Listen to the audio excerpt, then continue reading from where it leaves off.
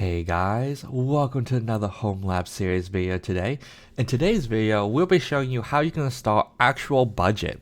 And this is a pretty cool tool, especially if you're trying to actually start budgeting, especially with the new year, trying to figure out, how much you're spending, how much you're making, and where everything all goes at the end of the day, so you can add your bank account, how much you have in your bank, and then start doing deposits and payments and configure all that in this application, and then kind of gives you a holistic overview based off like your categories that you specify, how much you're spending and where, and over time where you're spending everything. So it's actually pretty cool, especially if you're trying to kind of get into budgeting and don't know where to start. So let me show you how to set it up.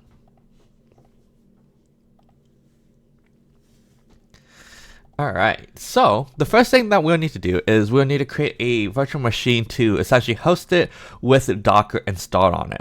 So most of it I have automated from my GitLab pipelines for the repositories to installing the VM in AWS. So the first thing that we'll need to do is update our DNS repository, where we can essentially specify a hostname domain versus an IP when we access it. So what we'll do is just call it actual here in a, and then we will do 161, and then we will commit that. So add actual.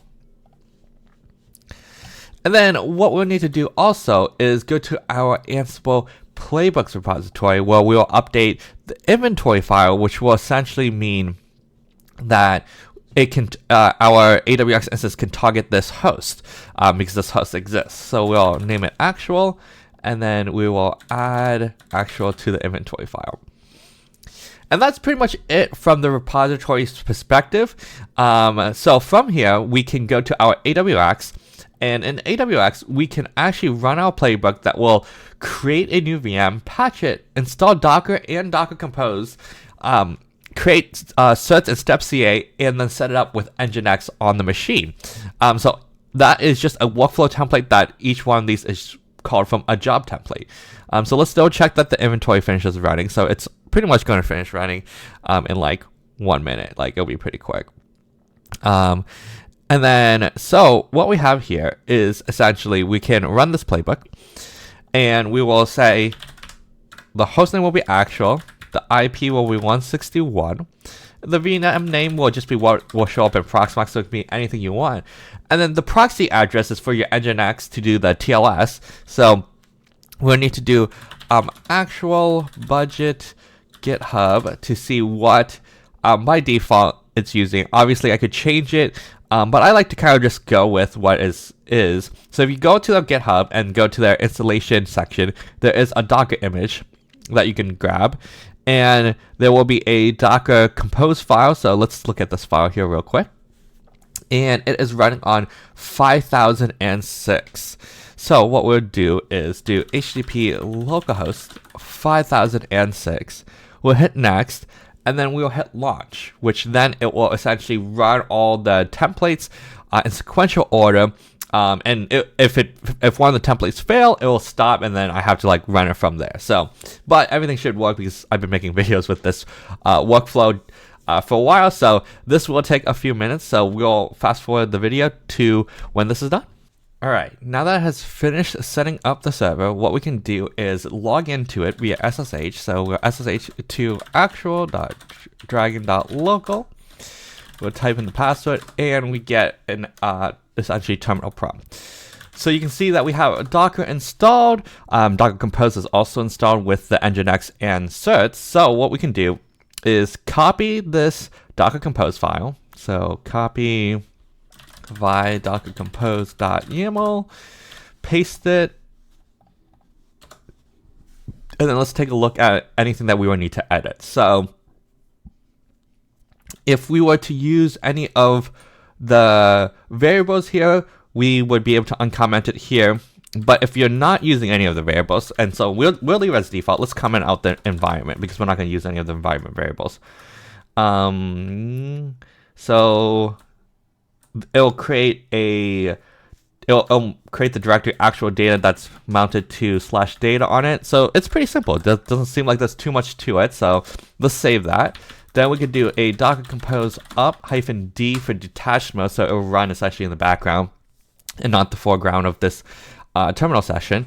So you can see it pulls pretty quickly. We can see in here that it is running on 5006. So what we should be able to do is go to https actual.dragon.local, because we have the nginx reverse proxy.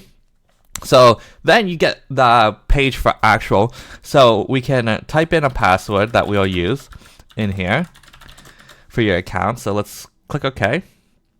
We'll start fresh. And this is pretty much what it looks like. What we'll actually do is, I think there is a doc theme mode, because I remember doing it in doc theme. But I don't know off the top of my head. Settings,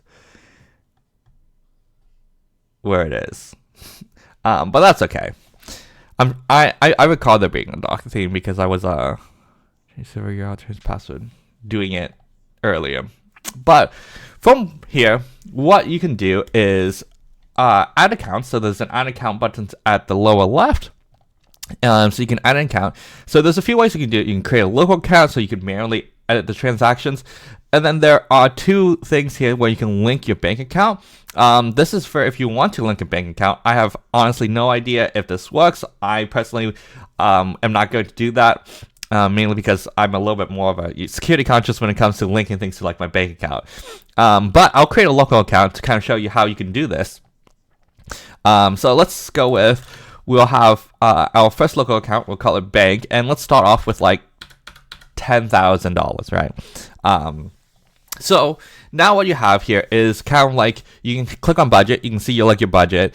There's your categories here, so like they have default categories: food, general, bills, flexible, savings, income, and starting balances. So what you can do here is, in here you can create transactions per se, right? So you can add a new, so in your bank account we can add a new transaction. Let's say it happens today on the 4th. This video will probably be released later, but let's say today's the 4th, and we make a payment saying, hey, we went to Costco, we spent $500. We can categorize this as food, and you can add your notes. So like Costco.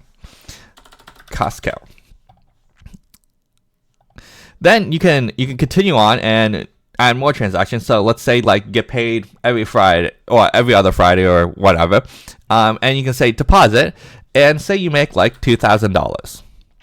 You can add that and categorize this as income. And then so on and so forth. You can add more transactions here. So let's say payment like $50 for general, and we'll do like gas, and we'll do like a few more just to kind of show a few things. 200 for food at Target. Clearly food, not any miscellaneous stuff for all those viewers who love shopping at Target. Just food, clearly just food. And then we'll do like one more where it's like, like 600 for let's see. We'll name it general, but this will be home lab, clearly. So you can see how you can easily add transactions, kind of add them to categories, put notes in so that you can kind of review them, and then you can click on budgeting, and you can see how everything kind of adds up all together. So you can see, hey, in your usual expenses for the month of January, we spent, the $13.50 based off of the food and general categories. We got an income of $2,000, and we started off with $10,000. So you can see that our budget was $12,000, but we're going to be spending more money elsewhere whenever that happens.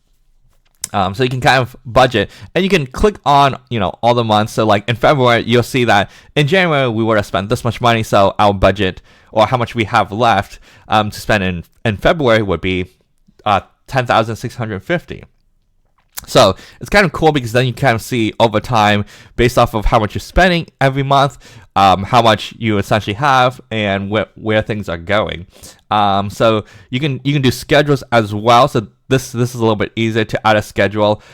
So like if, for example, you wanted to do the income, you could specify repeat after 2 weeks, indefinitely starting this, apply, account for bank, job.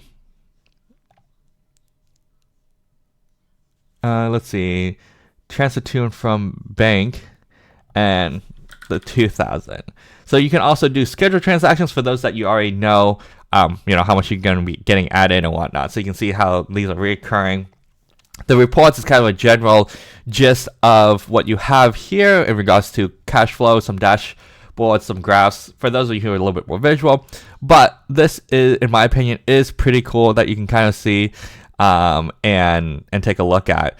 So, and yeah, so that's pretty much it to kind of get started with this essentially budgeting for your next year, or just figuring out, hey, you got a road trip, you want to create an account for like your road trip, how much money you're putting in, and all that. So it's pretty cool, especially if you're kind of trying to figure out how much money you can spend, especially if you're contemplating what your next home lot purchase is going to be. I'm definitely already creating an Excel sheet of all the things that I want to start considering to buy for the next like Prime Day and Black Friday this year. So we'll see. I might spoil that list later this year once I kind of have it all pieced together. But there are definitely some really cool things that I want to get. But it's going to be a lot too. So we'll see what it all boils down to. So, but that's pretty much it for setting up a budgeting system. So if you enjoyed the video, please leave a like, comment, subscribe, and we'll see you guys in the next video. Bye.